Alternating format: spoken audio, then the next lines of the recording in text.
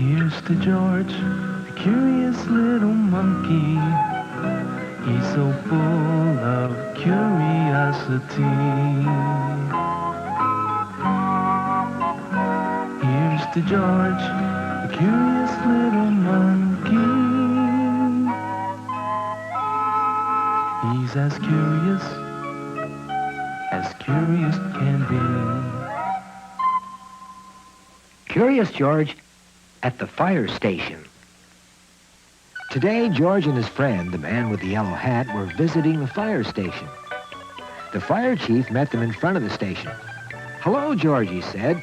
"Your friend tells me you want to be a fireman when you grow up. How would you like to wear this fireman's hat today?"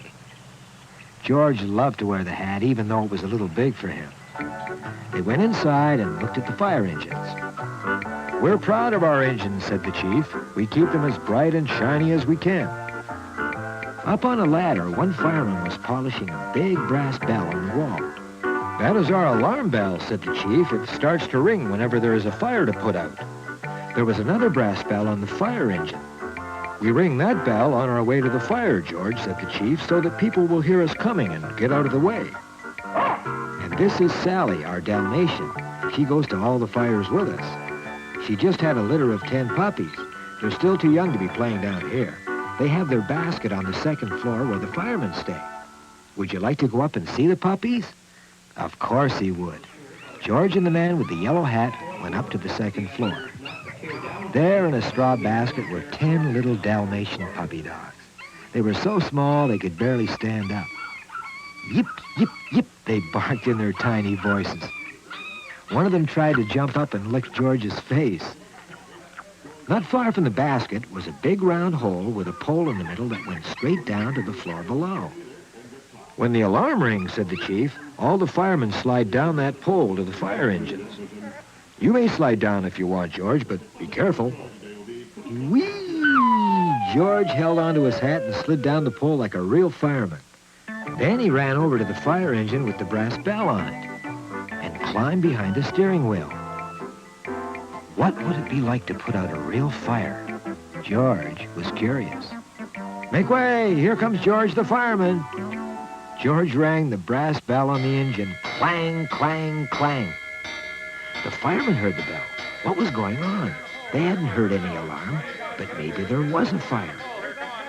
"Who's ringing the engine bell?" cried a fireman.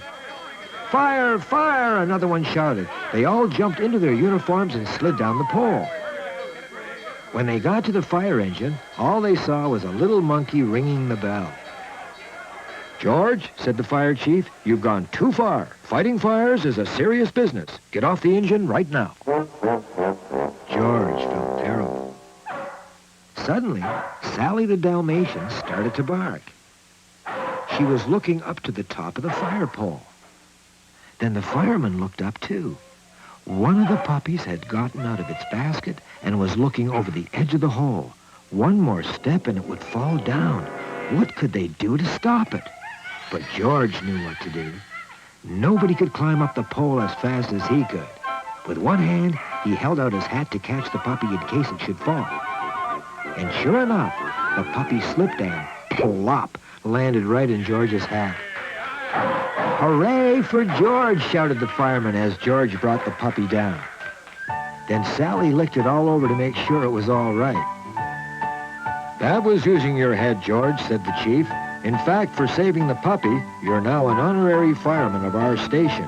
You can keep the hat, and you can visit us anytime." "As long as you don't get into any trouble," added the man with the yellow hat.